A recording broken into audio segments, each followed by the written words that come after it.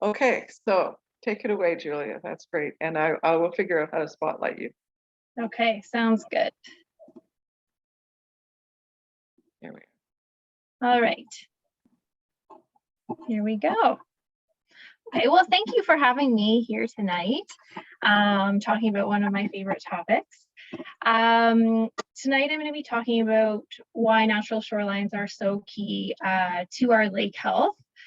Before I get into the whys, just a little bit about myself. I live in Ryerson Township, so I'm from Sprucedale and Brooks Falls in the Almaguin Highlands.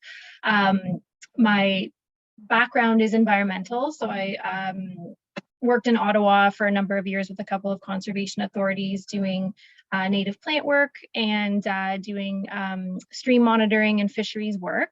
And then moved, I grew up in Huntsville, so we moved to the Brooks Falls area in 2012. So we operate, these pictures just sort of encompass what we've been doing since then. I mix organic vegetable farming with ecological consulting. So that's what I do for a living. So I just mix two things that I love very much.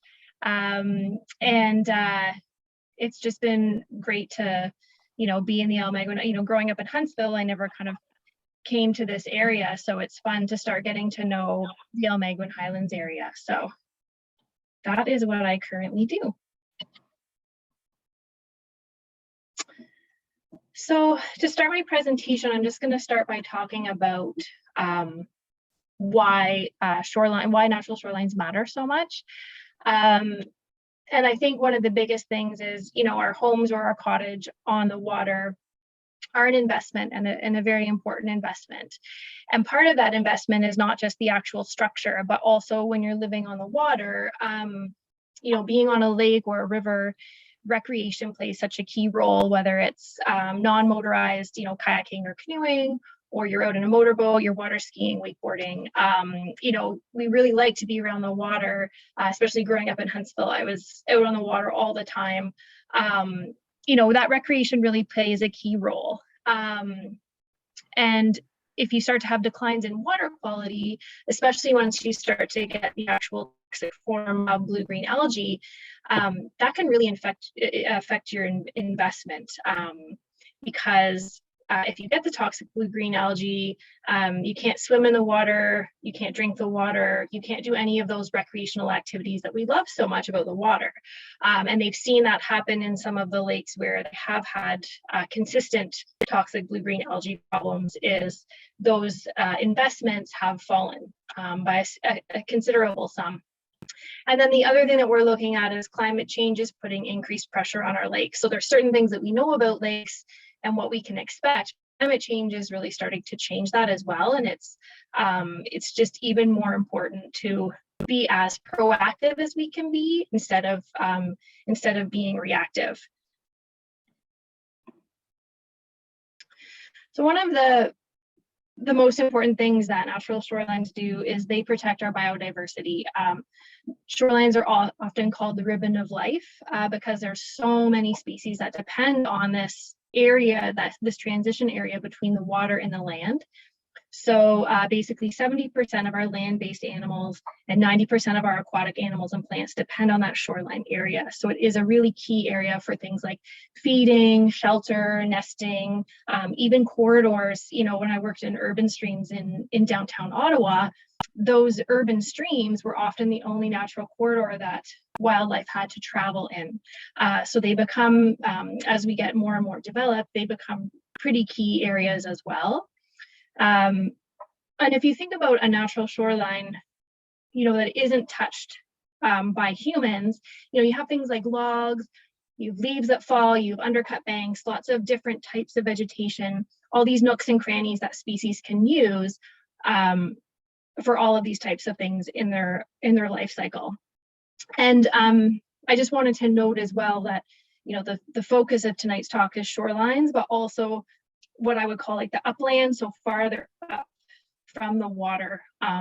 All of these transitional edges are also diverse areas. So anytime you have, say, a forest and then a meadow, that transitional edge is also very important and very diverse. One of the things that natural shorelines also do is they help to moderate our water temperature. So when you have a lake that has a lot of tree cover or a lot of vegetation cover, that can really help keep those temperatures down in the summer. Some of our, all of our fish species tolerate a certain temperature range. So there's warm water, cool water, and cold water fish species. So, if we removed all of the shade from a lake and we started to shift that from, say, a cool water lake to a warm water lake, we're also going to see a species shift as well, because there'll be certain fish that may not be able to live in those new temperatures. So species like lake trout and brook trout, they need that cold water. So as we kind of move forward with climate change and these warming trends, shade is actually going to, it's going to play a more key role in helping to keep those temperature swings more moderate. And forest cover, no matter where it is, it always helps to moderate temperature. Natural shorelines are also cost-effective erosion control. So if you think about a natural shoreline and you think about all the different plants that you see on a shoreline, if they get stepped on or something runs into them, a lot of times they bend, or if they break, they can often repair themselves. It's also much easier to maintain. Once we start to get into human structures like anchor stone, my photo there is of a gabion basket. In all my years of monitoring urban streams in Ottawa, gabion baskets were really the thing in the 80s. It was pushed as a big erosion control a solution, and there was not one gabion basket that I didn't see that wasn't rotted out and had spilled into the creek. So once you start to, you put in these structures, which are very costly and often require machinery, a lot of upfront investment. It's not a matter of if it will break, it's just a matter of time. So they've got time estimates for all of these different types of structures as to how long they'll last, whereas plants will always live. Even if plants die, other plants will replace them. So they're self-maintaining in that way. Natural shorelines also they're protecting your shoreline area. So you're getting protection from two different ways. You're getting protection from ice and waves from the actual waterway, but you're also getting protection from runoff coming from upland and upland development.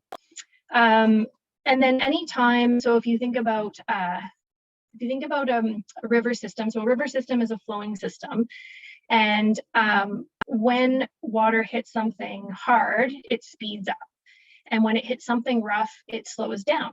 So if we have a natural shoreline with different textures and all this roughness, what that does is it helps to slow that water down. And then if there's sediment in that water, it helps that sediment to fall out instead of it scouring and creating more erosion.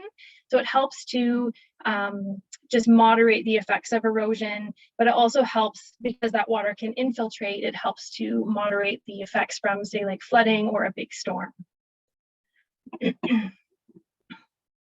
Natural shorelines do a lot to protect water quality. So whatever we do basically upland always ends up running downstream into our waterways. So when you have a natural shoreline, if you think of a forest and you think of all the different levels of vegetation and you picture a raindrop falling, that raindrop it takes a long time for that raindrop to fall down through all those different levels of vegetation. And it may not even reach the forest floor because it gets caught in a leaf. And then when it hits the forest floor, as it's running off, there are things like leaves and branches and these things that help to stop it, slow it down, and it gives it opportunities for it to infiltrate into the ground and recharge our groundwater system. So as we remove those natural shorelines, we remove the ability for slowing that runoff and letting that, whether it's whatever type of precipitation it is, helping it infiltrate into the ground. What it also does is when that runoff occurs, sometimes it has things like bacteria or chemicals. If you think of a parking lot, that filters things out before it actually gets to the river or the lake or the stream. And then also sediment. So we don't often think of sediment as a pollution, but it is, and it can, what happens is if you have an area that's running off regularly, there's certain fish species that require, different types of, say it's a cobble, they like a rock substrate to lay their eggs. And what can happen is sediment can fill over all of those nooks and crannies in those rocks so that those eggs don't hatch successfully. So sediment can really damage fish habitat over time. And essentially we know now that you need about 75% of your shoreline in a natural state for a minimum of 100 feet in order to maintain water quality. So that number has been scientifically proven. There was the Love Your Lake program that happened in Halliburton. So I can't remember the number of lakes that they did, but they surveyed quite a number of lakes to survey how much of the shoreline was in a natural state, how much was regenerative, how much was developed. And there were a large number of lakes involved in this study, and only 8% of the lakes studied met this 75% natural shoreline. So 92% of the lake did not meet this requirement. So there's been a really big push in the Halliburton area for shoreline naturalization, because they realize that in order to be proactive and move forward, they need to start reversing that and up the percentage of natural shoreline that they have. And then shorelines also help build resilience. So, we have a lot of upcoming forest pests and diseases. We're going to have impacts from climate change. And also we have impacts from invasive species.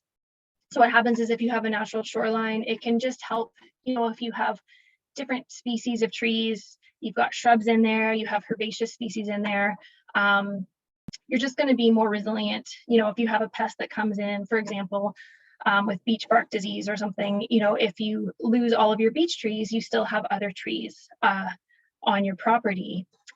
So the more diversity, the better. And then with invasive species as well, just when you have a sort of an open and degraded site, it's very easy for species to move in and take control pretty quickly. Whereas if you have, a lot of different native species, it can be harder for that plant to get established. So I just want to talk a little bit about some of the issues that we have. So some of the barriers to shoreline naturalization and sort of how we got to this state. So, we have a lot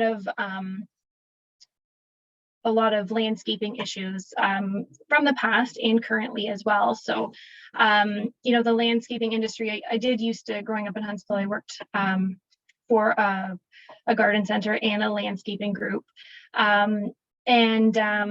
Every property that I went to in Muskoka had some sort of invasive species that was just growing rampantly into the forest. So commonly, periwinkle, which is the purple flower on the bottom of the screen there, the goutweed, which is the green and white variegated leaf, and the false spirea, which is the white feathery type flower. Those are all promoted and recommended as shade plants and ground cover. And that was the number one question we got. I have a shaded area, I need something to cover it, and I want it covered quickly. So maybe you're looking for a plant solution, but sometimes through going to a garden center or something like that is that specific, you may end up coming home and planting something that is not going to be helpful in the long run. There's also been the promotion, popularity, and spread of the miscanthus species. So those really nice decorative grasses that we see, some of them can be very invasive. And the landscaping industry has also been a source of really serious invasions. So things like Japanese knotweed, which now if you have a house, if you're in the UK and you have a house and you're selling that house and you've got Japanese knotweed there, you actually have to include that information, because Japanese knotweed can destroy your foundation of your house. Like, that's how tough it can be. Phragmites, this is a photo of Georgian Bay.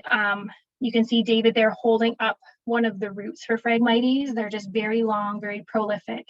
And then the bottom photo is just, we often see it along the sides of the highways, and it's not just that it outcompetes other native plants and makes it a monoculture, but they're actually finding with Phragmites specifically that they're having wildlife deaths. So female turtles will go to lay their eggs, and on their way back out, they're depleted, and sometimes they can't make it out of that really dense monoculture. So it's not just that these species can cause issues with our native vegetation, they can also really interrupt our wildlife cycles as well.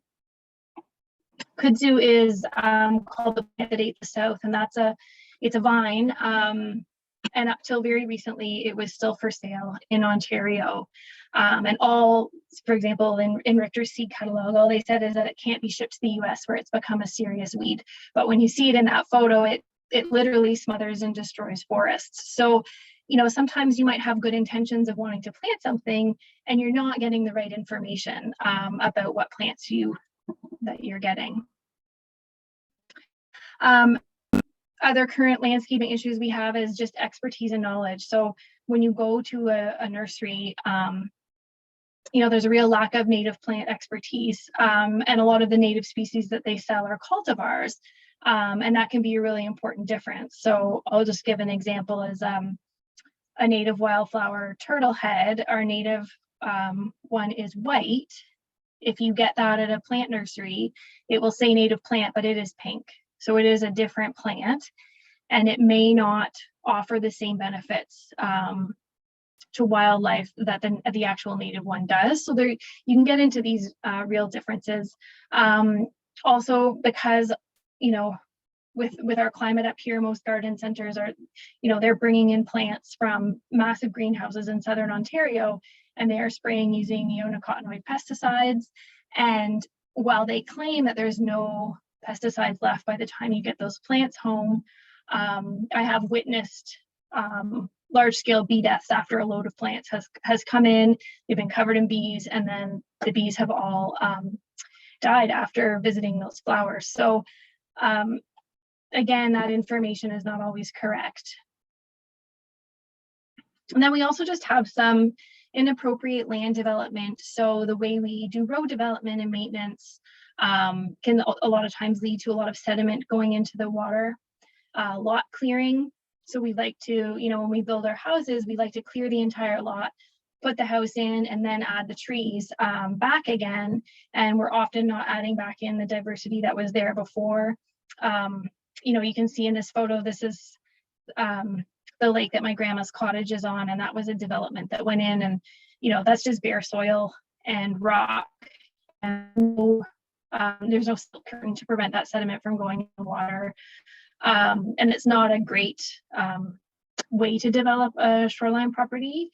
And then we just have the traditional construction and sort of property maintenance perspectives that so first, you want to get water off the land and away from your house as quickly as possible. But when we want to look into things like water quality, we actually don't want that, because what you're doing is you're taking, all of that runoff and you're getting it to the waterway as quickly as you can without that filtration, without that opportunity for it to cool down as well, because often the runoff is warmer. And then also things for wetland areas are often seen as wet, sort of waste areas. And then property maintenance in terms of keeping everything very clean and very sterile. So when we look at this picture, so this is a picture from here on Doe Lake. So when we think about the things that I was talking about, how you want to slow your runoff, you want to let, the runoff infiltrate, recharge your groundwater, you want to filter contaminants, you want to provide a good area for all of that, that ribbon of life. So when you look at a development like that, which is very common in current landscaping, it's just not providing any of those functions. Grass is often called green cement, and it's called that not because it's eco-friendly, but because it's just like cement. So when water runs on a mowed lawn, especially if it's on a slope, that grass has very shallow roots. So it doesn't protect your shoreline very well against things like erosion. And it also doesn't slow that runoff at all. So that runoff is just from that upland area is just running straight down onto the Anchor Rock and then into Doe Lake there. So just to, in terms of lawns, just to give it a little bit of a background is, we never had lawns here. We never had that type of grass. So that type of grass began in Europe, and it was a symbol of the upper class, because if you had a lawn, it meant that you had the money to pay someone to maintain that lawn. But when Europeans arrived here in North America, there weren't any pasture grasses. So they had large scale livestock deaths. So they started to bring over those forage grasses specifically for livestock. So that is how we ended up getting lawns. But then between the 18th and 19th century, that started to shift into lawns for wealthier citizens in the US. And then by the 19th century, it became an actual agricultural crop. And then by mid 20th century, then you're looking at, cookie cutter subdivisions and everyone with a lawn. And lawns are now the largest crop in the US. So it's not food production, it is sod. So that is where we got the lawn. So why do we need to restore? Why isn't it great to have all this mowed grass around lakeshore properties? We have a lot of habitat fragmentation. So we have our development, but we also have, if you look at, in Muskoka, they did a study where it was on a GIS exercise. So they had the forest layer on their map, and then they overlaid the road map layer. And what it showed was that there was a lot of habitat fragmentation just due to those roads and due to development. We also have poor practices. So like I said, when we clear lots, we have sort of that continuous soil loss. We need to maintain and improve biodiversity. We know that biodiversity is a huge issue right now, and more species are becoming at risk all the time. And we also have invasive species. So these are all really good reasons to try to restore and naturalize our shorelines. We definitely have some alarm bells going off if climate change isn't enough and other species at risk. Something that's not getting any attention is they are saying that insects could become extinct in as little as 3 decades, which is pretty huge. And this is on a global level, not a local level. And what we're not thinking about, because a lot of people don't like to talk about insects, but they do so many services for our forests, for our agricultural production, for other species. And that includes pollinators. So 1 in every 3 bites of our food is a pollinator,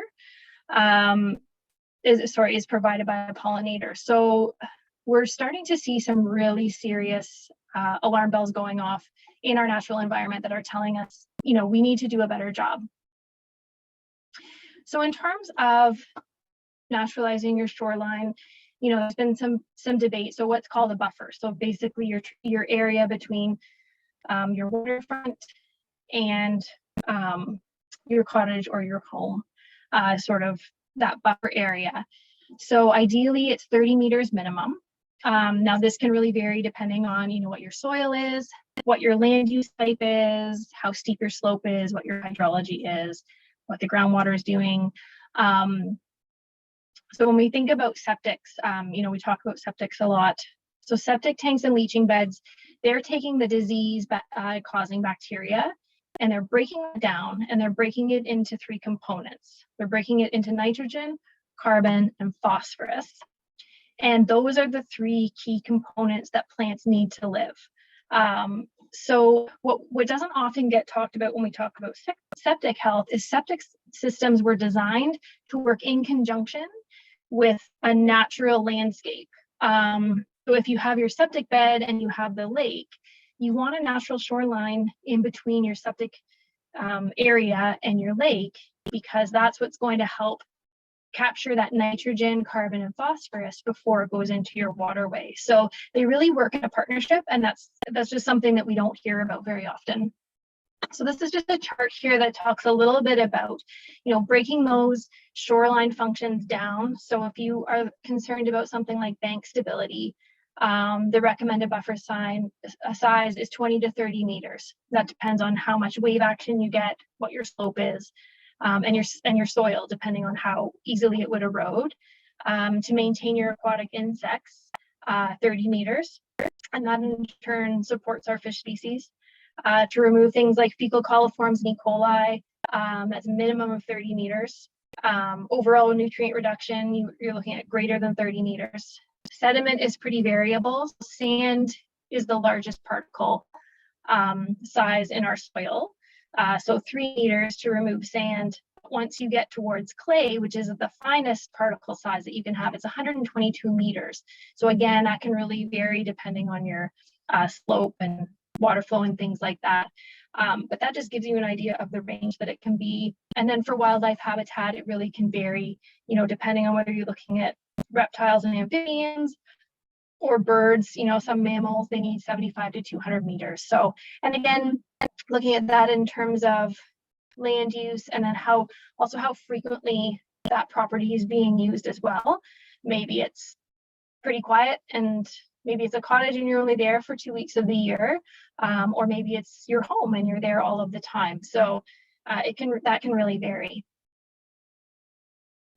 So some of the misconceptions about naturalizing shorelines and using native plants, and I hear this from landowners a lot when I do my work, is, so one, sometimes it comes from a place of authority, because someone's gone to get a permit because they want to do some sort of construction, and the stipulation is that they plant native species. So it might not be what they had in mind in the first place.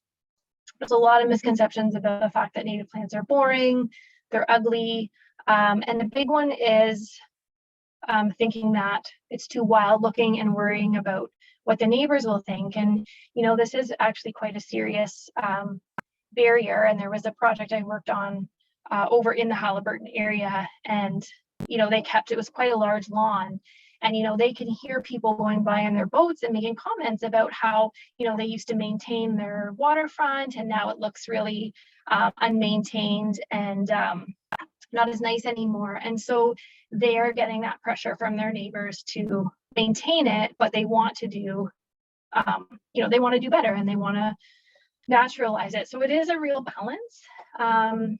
And then there's a misconception of lack of selection. There's not very much variety, and then the inability to use your property. And when we talk about that buffer size and we talk about naturalizing our shorelines, it doesn't mean that you can't have an area that you use, but it's all about thinking about what areas you do use and what areas don't you use. So can you increase that buffer? Can you take some areas out that you don't really need?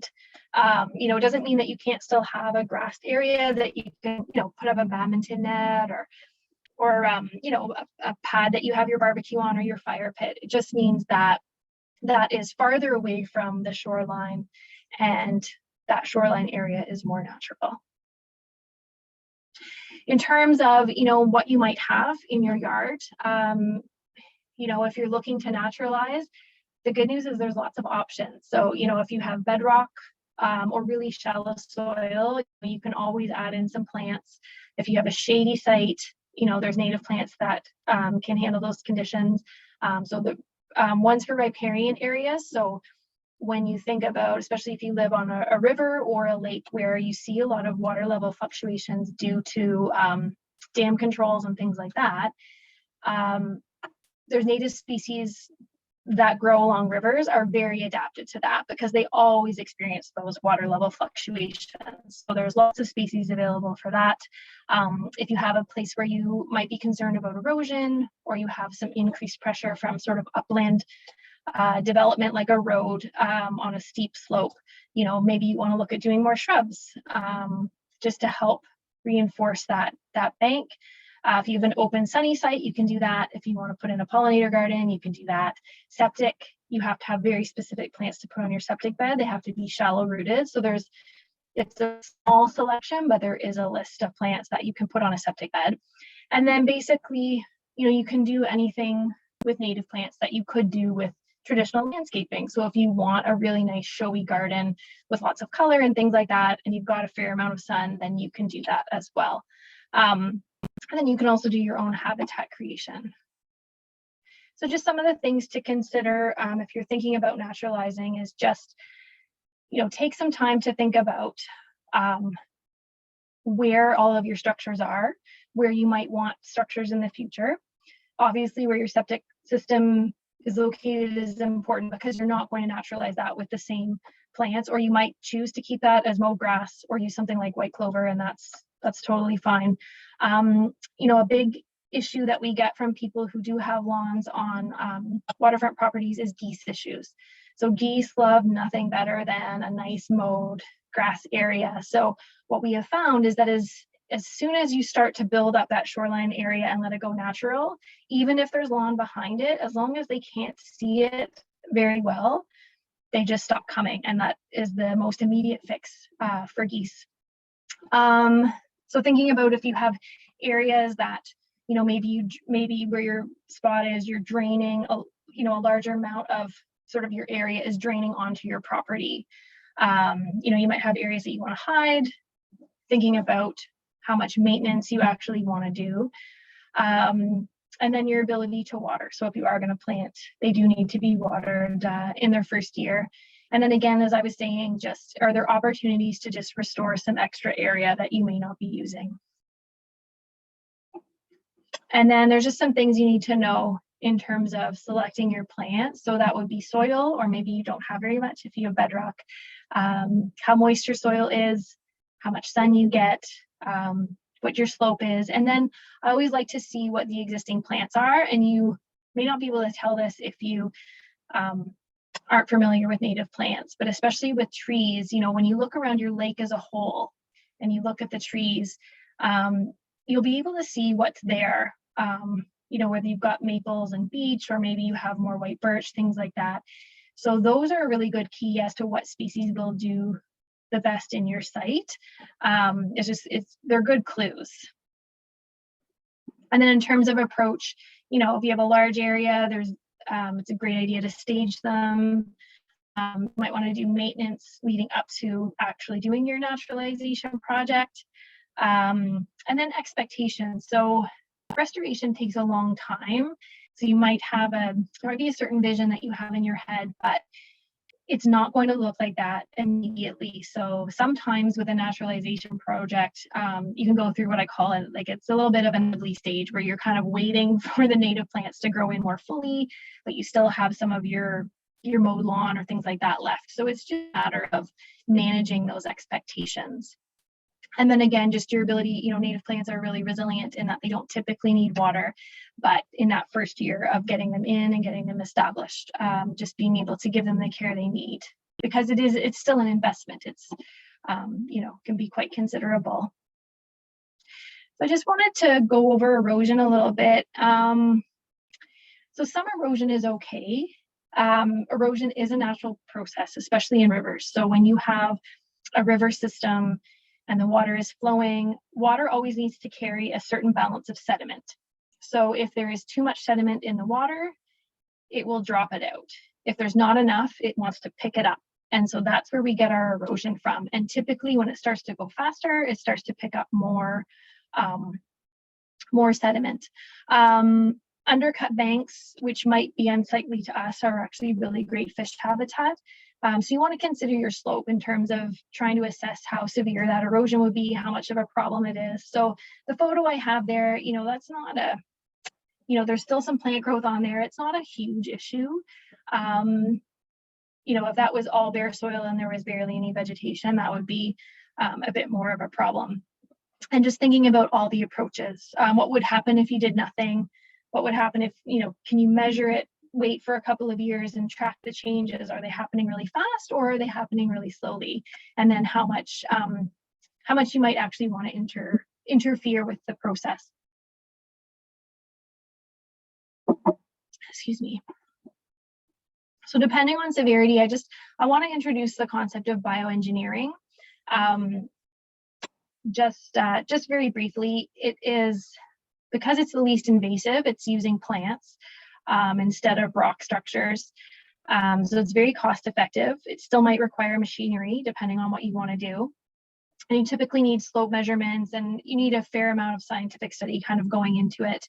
And then for timing, you're using plant material that's dormant. So you either have to do it really early in the spring or really late in the fall.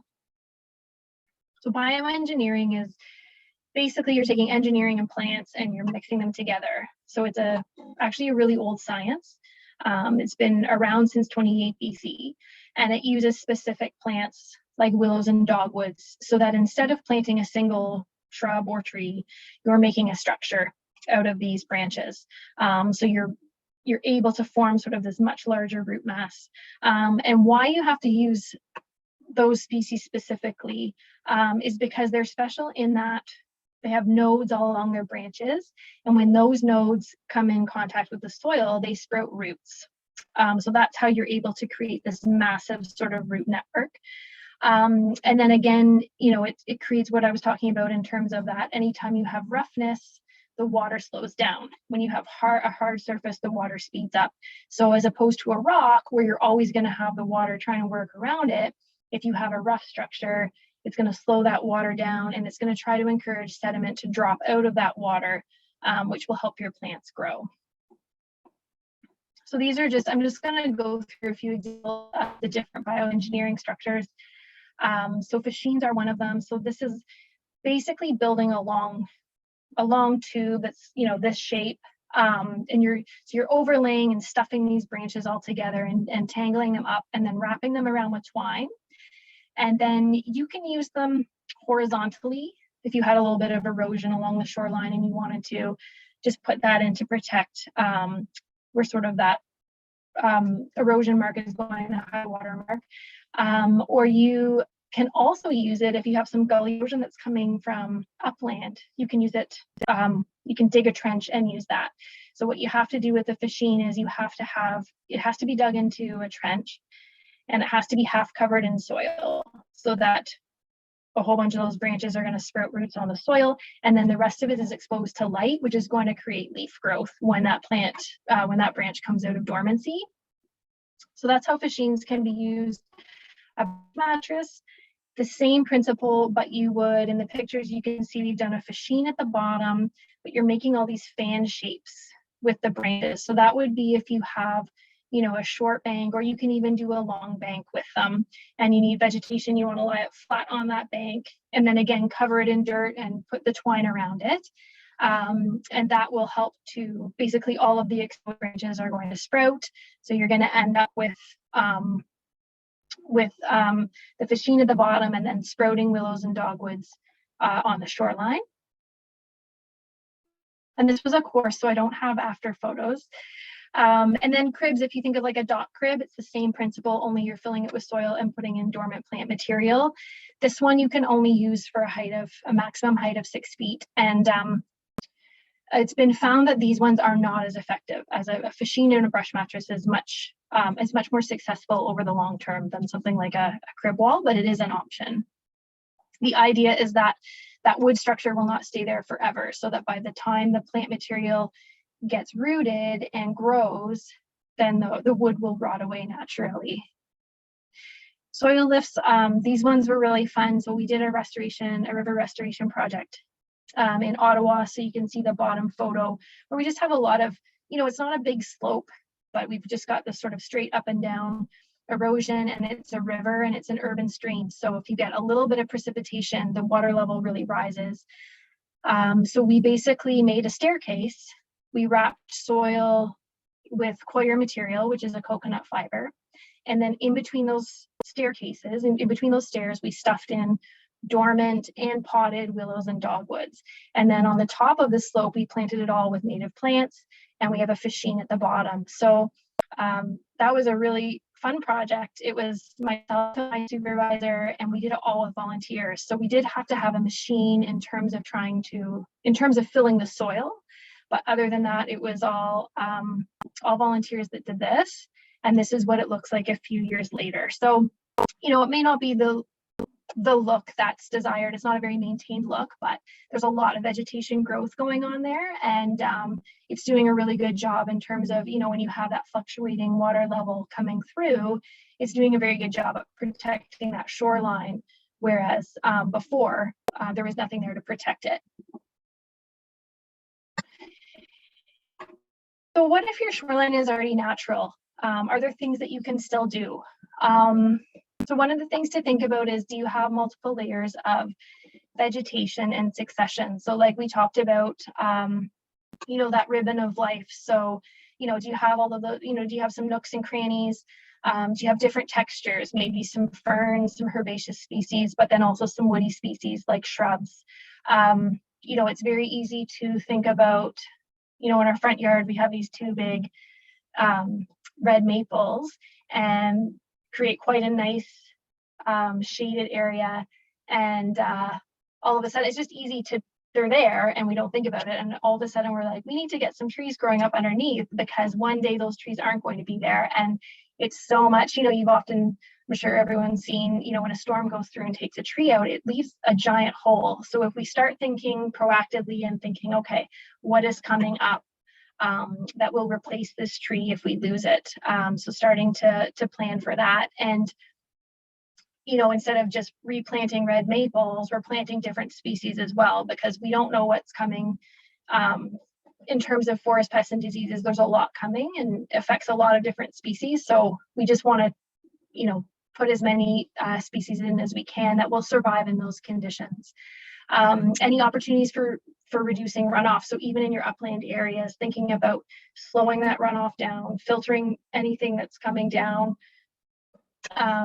And then opportunities for increasing diversity in wildlife habitats. So some of that is reducing the cleaning up. So I'm not saying that you can't clean up your property at all, but just thinking about where you do need to clean up and where you can leave things as they are. So, leaving some of the leaves where they fall in some of the areas, if it's a forested area off to the side, that's how forests have functioned for years and years. So you don't need to necessarily pick those leaves up.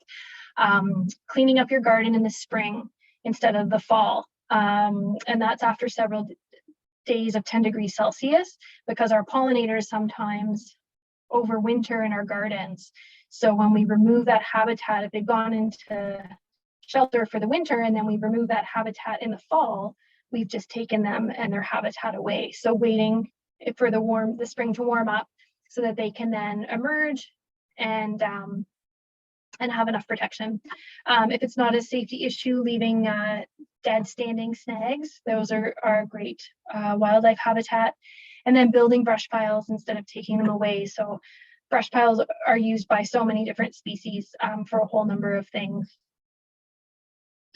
So it really comes down to thinking about, we like to keep things neat and tidy, but when we think about wildlife, messy is best. So it really starts to, call for a shift in what we actually think is aesthetically beautiful. We have been taught that keeping things tidy and neat is the way that, it makes something look good. So shifting that perspective to, looking at it, shrubs and being like, I love those shrubs and all the different leaf colors and blossoms and things like that. And thinking of things like leaves and debris, like small branches. Instead of just thinking of them as things that you have to clean up, start thinking about them as things like food and shelter and protection from predators. Like that's what they're there for. Many of our butterflies and moths can overwinter as their different life stages, and they're doing that in our leaves and our twigs and our bark. So that's why I like to do spring cleanup instead of fall cleanup. Things like solitary bees, which are really important native pollinators. Again, they're looking at bark and dried leaves. They're nesting in cavities and hollowed out stems, decomposing logs. So you start to see how this habitat really does make a difference.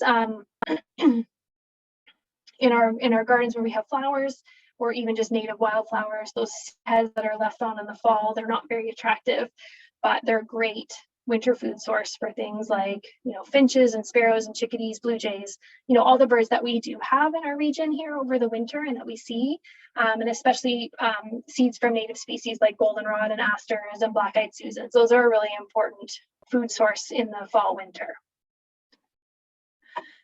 And then in terms of just, not just pollinators, but thinking about fish and wildlife habitat.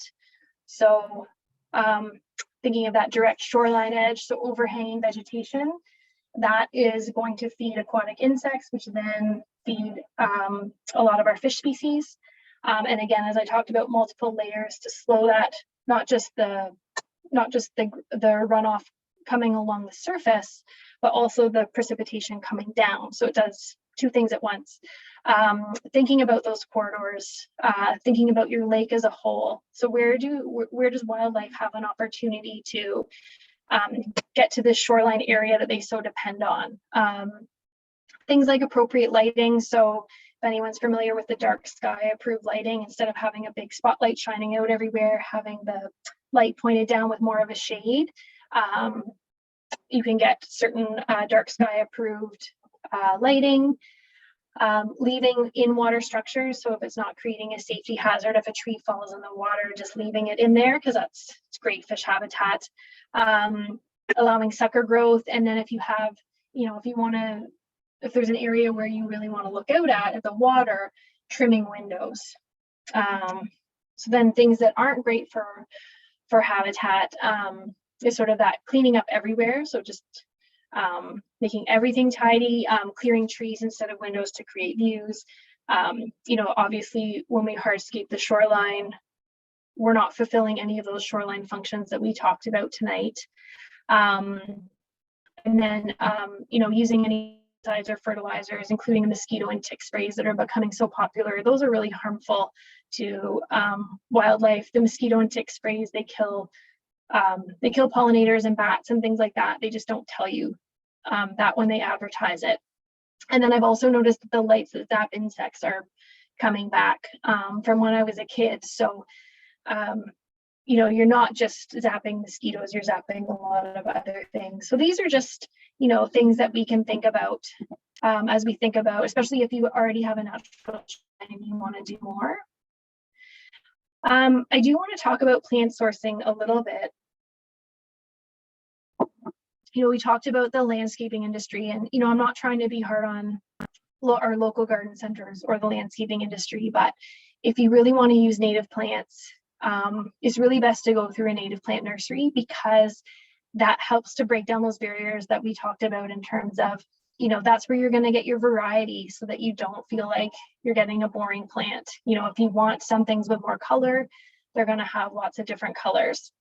They're also going to have a supply. If you have a large area that you want to plant, they will have enough species typically, or as long as you plan for it, you can get enough of a supply. And then in terms of ethics, all of the ones that I deal with, they have ethical seed collection. So they're not going out and taking out all the species from the wild and then going them and selling them to you. They're collecting your seed in a way that promotes genetic diversity. So that is another reason I really like to go to native plant nurseries. So there's just a short list here. Ontario Native Plants is an online one. They ship via Canada Post. There's Native Plants in Claremont, which is in Pickering, Not So Hollow Farm, which is in the Barrie area, Forbidden's Nurseries in Dundas, and there's Origin Native Plants in Guelph. So it's kind of nice if you're coming, if you don't live up here, but you're coming from sort of Toronto or the GTA, depending on what edge you're on, there's likely a native plant nursery that you can source your plants from. And then I just wanted to mention there was a plant selection tool I was involved in. So this is from the Coalition of Haliburton Property Owners Association. So it was for Haliburton area, but I developed the species list, so it is completely appropriate for the McKellar area as well. So it's an online tool. So basically it helps you key in, you can select what type you want, whether you want a shrub or a tree or a wildflower. You put in your soil, how much sun you get, what your soil moisture is like, where it's located, and then there's other options, like if you want something that's septic friendly or if you want something that flowers, and then you can search. So that is an online tool that can just help you narrow down. If you're doing this on your own and you want to go to a native plant nursery, it's just a great tool to help you figure out what you might be able to plant. It's not an exhaustive list, but and the more options you select, the shorter your list is going to be. So I do recommend starting without those options and then narrowing it down, selecting options and then seeing what you're getting after that. So. And then just, the big picture is, climate change is, not just going to, but it's starting to affect every aspect of our life. And, it's not a popular thing to think about, but, our waterways are a public resource, but, it's really up to us as landowners. We hold that responsibility for the lake, like at my grandma's cottage, what we do on our property really impacts the lake as a whole. So starting to think of the bigger picture, not just how we want to use that land. And then again, as I've talked about, not just thinking about beyond our generations, but also thinking about wildlife species. They are going to be very challenged with climate change. And unlike us, they can't go into a house and sleep, and they can't go to the grocery store to get food. They are very dependent on these resources. And again, it's just, it's requiring a change in perspective and sort of thinking more about the future, being more proactive and taking more action.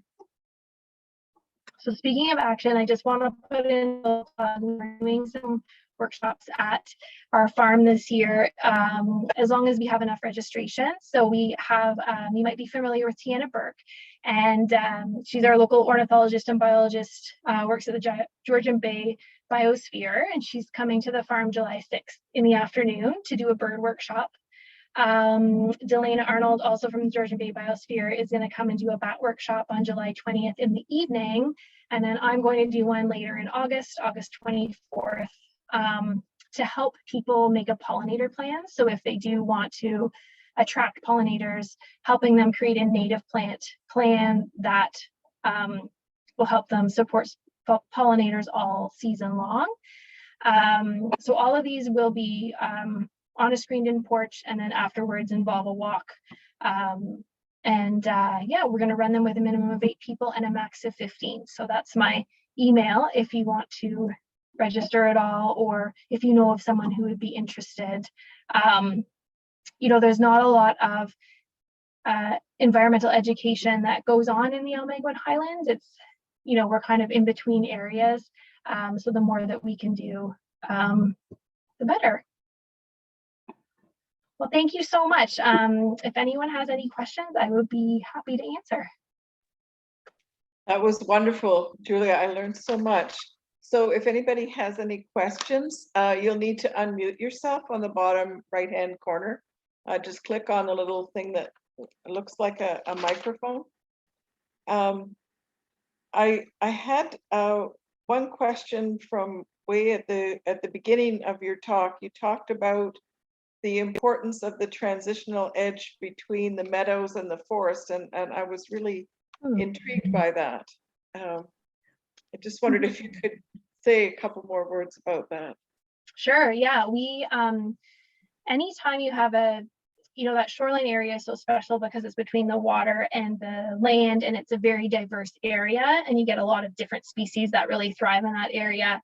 But, we have on our farm, we don't have waterfront, but we have forest and old field. And so that transition area, again, it's not as diverse as a shoreline, but it's very important. There's a whole number of species that use that area. It's where your meadow is succeeding into forest. So you're constantly having, meadow, you're going into shrubs, you're going into saplings, and then you're going into mature trees, and that all changes over time. And it's also where you tend to get shrubs that require more sun, so they can't survive in the forest in the shade, but they do very well in sort of that part shade condition. So you have things, you can have things that provide a lot of flowers and berries for birds and things like that. So I've noticed on our property, as we've sort of let it grow more wild since we've lived here for the last 10 years, I've never seen I've never seen so many birds in the last that we've had as we've had in the last couple of years. And we get a lot of wildlife. We get a lot of moose coming through and a lot of different animals. So that's, you know, just going anytime you have sort of that transition where you've got different species. So you find different species in those areas that you wouldn't find anywhere else. And that's where you can get a lot of diversity because you can do interesting mixes of plants. Very interesting. Margaret from Whitestone, if you could unmute yourself and ask your question. Hello, thank you. Wow, what a fabulous, fabulous presentation. Julia, it was really amazing. You have a breadth of knowledge, and I just love the picture of you and your waders in the river. I remember doing that when I was a kid in a science class, and I went, that was so cool. But anyway, I kind of have two questions. One is, I was so, last week, up on Whitestone Lake, I was just in casual conversation, and one person told me that, yeah, a turtle came and put eggs in her fire pit, so they got rid of the turtle nest because there's lots of turtles.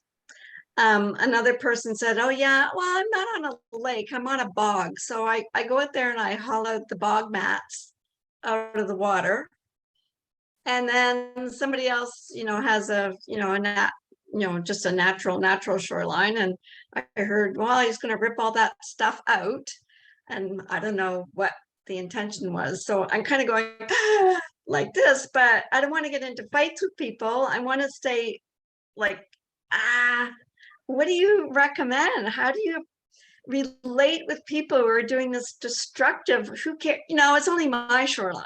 Who cares? Yeah, you know, it's such a tough one, and it's so hard to go through. You know, there's a couple of different things that you could do is, you know, providing information. So, you know, as awkward as it can kind of be, you know, for the people who took out the turtle eggs, you know, letting them know that actually every species of turtle that we have is at risk except for painted turtles. And I'm going to guess, you know, maybe they'll make it through, but I'm going to guess they're going to eventually be a species at risk as well, since there's only one species that isn't. So just trying to gently provide that different point of view. Again, yeah, wetlands are a really hard one because people are like, it doesn't do anything for me. It's a waste area. So a bog is such a special and diverse area. And depending on where you are, it can be a really specific type of bog and have things like wild orchid, like native orchids that you never see, like things like that. So just trying to educate a little bit without being, you know, without fighting. I mean, it can be really hard. Maybe it's dropping off a pamphlet if it's too hard to bring up in conversation. And it doesn't have to be, you know, it can be some turtle information or something like that. The other thing is, you know, and I find, you know, growing up in Huntsville, you know, I saw it. You know, just watching the changes that have happened in the Huntsville area over the years. It's so crazy now, the waterfront development, to the point where I wouldn't even want to live there because it's too much. But, you know, that's really where our municipal governments, I believe, need to really step up. And it's hard in our area up here because there's a real lack of resources. So the more things like your environmental committee, the more that citizens can come together and help our local municipal governments say like, hey, you know, this is a bit of an issue. Maybe we could this year do some education on, you know, turtles, and maybe next year we could do education on this, and you know, get up signage and things like that, or run workshops, you know, like this. You know, they really, especially with all the development going on over the last couple of years, if we're not careful, we're going to go down that same road. So it's trying to convince our municipalities that is a priority that we need to focus on is also a big thing, because I find a lot of times it's the number one concern is how much, like, their tax base and how they're cash strapped. So just, yeah, it is a tough one, but just try, I just try little bits at a time. Okay, gentle. Yeah, Yeah, I found a young snapping turtle on my lawn. I was so excited. I do nice, have a lawn. It's on the septic. nice. So I have a more specific question. I have my neighbor's property. They don't use one side of the shoreline, which is contiguous with mine, and mine has a natural water course, a seasonal water course on one side. So I've got a lot of growth. But I think the previous owners probably put a lot of sand on the beach. So I've got oh, how did you get such a big beach? Well, I guess somebody dumped a whole bunch of sand. And I think that it's starting to, there's some growth coming up out of the sand now because we're not trampling it all the time. Yeah. But it goes into the water. What do you suggest in terms of how can I kind of bring those wild edges in more and diminish the beach? I don't need as much as I've got. Mm-hmm. There's some specific species that you could put in that, it's a matter of just, I would try a few different species at a time just to see how well they take. So things like spotted Joe pieweed. Is it fairly sunny or is it shaded? Oh yeah, no, it's very sunny. Fairly sunny. So trying some spotted Joe pieweed, some blue vervain, some swamp milkweed. Just trying a few of those and just, start to experiment. And exactly what you're talking about, if you're not walking on it or doing any activities on it, then you're going to find that it will slowly start to fill in over time. It might take a while, but it's that sort of balance where it's like, how much do you want to how much do you want to interfere? How much effort do you want to put in? It will happen over time, but yeah, you could put in some, even some cattails or something like that. Just try them because it is quite sandy. I wouldn't go too crazy to begin with. I just sort of add a few things and go from there, just to help encourage. Okay, great. Thank you very much. It was a wonderful presentation. Thank you. Thank you. Yes, we certainly enjoyed that. Does anybody else have a question? I'm not seeing any hands up, but I'm not sure. Al Last wants to talk. Okay. Go. Al, go ahead. Okay, it's a question I had asked Carl, and he was unsure, so I figured I'll ask you. It is the filtration of the chemicals, sediment, and bacteria. Is it exponential over distance? I don't know about exponential, but I know that the more distance you have, the better. And that's where that sort of minimum 30 meters comes in. I think when you get into chemicals, you do need, I don't know that 30 meters is enough to get like, certain chemicals. So I don't know about it being exponential, but I do think that for specific things, you would even need more than 30 meters. You definitely need that, where they say for E. coli forms, you need like at least 30 meters, but 30 meters plus is even better. But yeah, in terms of being exponential. The reason I'm asking the question is if I'm approaching someone who's got property and I'm trying to convince them, I want to be able to say, this is not conjecture, this is fact. And it made sense to me if you've got, 100 meters, in the first 100 of draining, you're going to clear out some of it. Okay, not the first 100, but let's say the first 10 meters. In the next 10 meters, it's already partially clear. They're going to clear out more, and it was a progressive thing. That's why I thought it might be exponential. Right. Would that be a correct assumption on my part? I mean, it makes sense, but in terms of it being, like if you want a hard fact, I don't know that. But it makes sense. that the more you have. What you could use, if also if you wanted to talk about, you know, that chart that I provided where you get the specific function, and just knowing that that Yeah. 30 meters is that 30 meters is necessary, because a lot of people will say, oh, well, I would want to do 5, and that 5 is better than nothing. But at 5 meters, you aren't going to remove fecal coliforms, E. coli, things like Yeah. that. It just won't happen. The other thing that you could give them, which is a fact, is that the lake needs 75% of it needs to be in a natural state for at least 100 feet. So those are concrete backed up numbers that you could use. Okay, thank you. You're welcome. I was interested in those numbers. So you need 100 feet of continuous natural shoreline, and 75% of the lake shoreline needs to be natural. Okay. Yes, So- and that's why so many lakes when they did it in the Haliburton area, that's why so many lakes, they didn't meet it. So because there's this, and especially now, you know, there is this trend to even cottages that have natural shorelines are, you know, as Margaret was saying, are going to clear them. And Haliburton County actually they have a tree cutting bylaw, but they put in a shoreline bylaw. Now it was met with a lot of resistance from the landscapers, but it was also not rolled out in a way that was clear, and it wasn't done well. So had there been sort of proper planning and things like that, I think they would have been able to calm a lot of the fears that came from people like landscapers and stuff like that. So looking at things like shoreline bylaws, shoreline vegetation, so it's you know, it's a more unique piece of legislation that doesn't just look to protect trees. It's actually looking at things like the shrubs and the herbaceous species.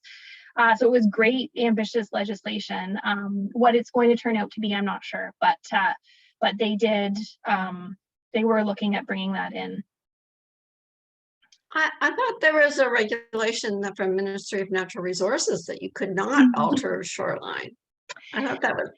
You're not supposed to alter it for up to the high water mark. That is definitely anything below the high water mark requires a permit. We have had on Doe Lake, there have been a whole number of shoreline violations that should have not happened because there were no permits. It didn't go through MNR, and MNR was contacted by a number of people on Doe Lake, and there has been no action. So unfortunately, it seems to be that in this area, MNR is very hands-off, and all of that pressure is going to the municipalities. Well, I guess if we all keep working together and keep talking to people, it will very slowly change things. I find that in the McKellar area, people are quite interested in, but also surprised, you know, because talking to some people, they think of natural plants as being weeds. It's what you pull out of the garden, and so it requires a whole shift in thinking.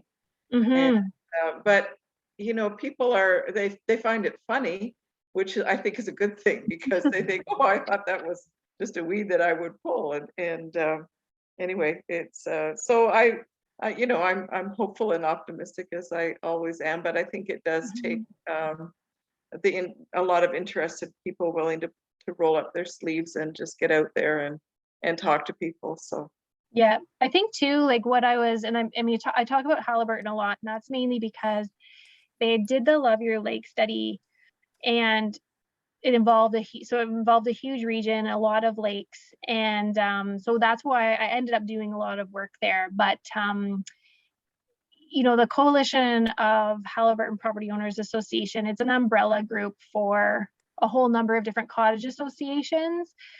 And they have been instrumental in septics and they've just championed septics and shoreline health and education, getting videos made, getting that out to the members, trying to use real estate agents too, because that's another thing, is real estate agents are really key in influencing the people moving in as to what they're going to do. And So they've been trying to target all these different areas so that it's not just one cottage association trying to do it. They have this umbrella group that is, they're getting the grants, they're getting the information. So they even got grants for when this was going on through Watersheds Canada to naturalize a number of different properties. So they got this money, and then individual lake associations could apply and then announce that to their lake association members and say, hey, if you want to naturalize your shoreline, we have funds that we can give you. And so getting individual landowners to get on board with that. So I think having that sort of umbrella group, it takes pressure off the municipality to have to do everything. It also provides a good influence on the municipality in terms of, the most, the scientific studies, the up-to-date research, that kind of thing. And they're very lucky in their situation. They have Trent, they have a ULinks program, so they're very associated with Trent University. So they have access to professors and things like that. So, just trying to form links with other cottage associations and so that you're not doing it on your own. I think that in the Haliburton area, that seems to have really helped. Yes, I read one or two things from them, and it's quite impressive. Are there any more questions? I don't want to cut anybody off who has something to ask.